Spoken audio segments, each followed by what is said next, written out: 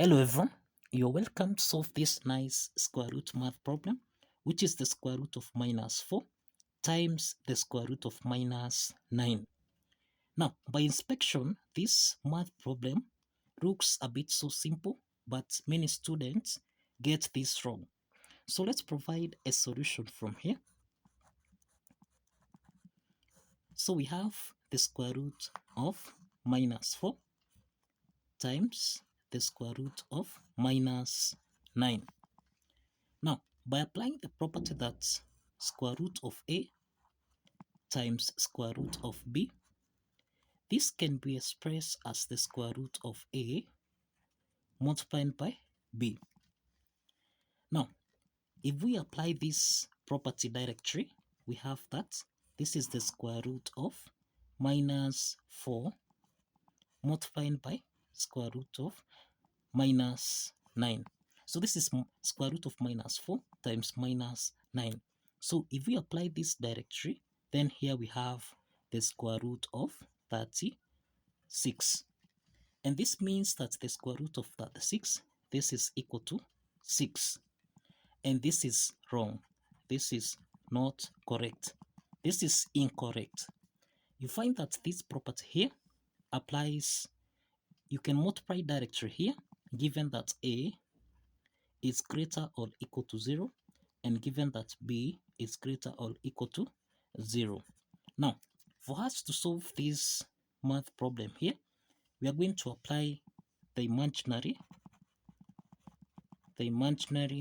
unit property such that we have the square root of minus 4 times the square root of minus 9.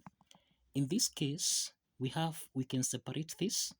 We have this is the square root of 4 multiplied by minus 1 multiplied by square root of minus 9. This is the square root of 9 times minus 1.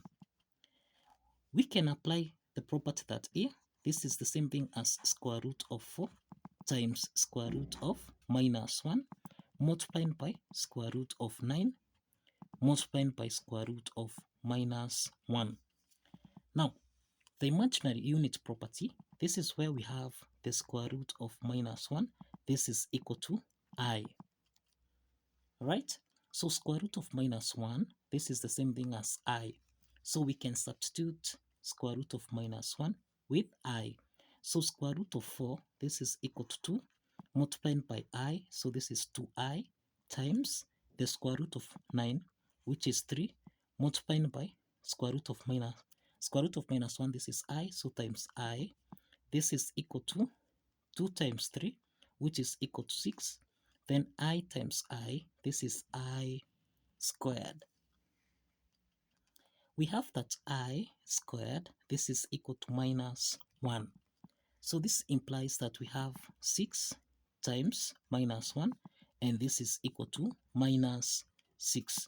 So the correct solution to this problem is minus 6 and not 6. This is incorrect. So let me know your thoughts in the comment section. How do you think about this problem?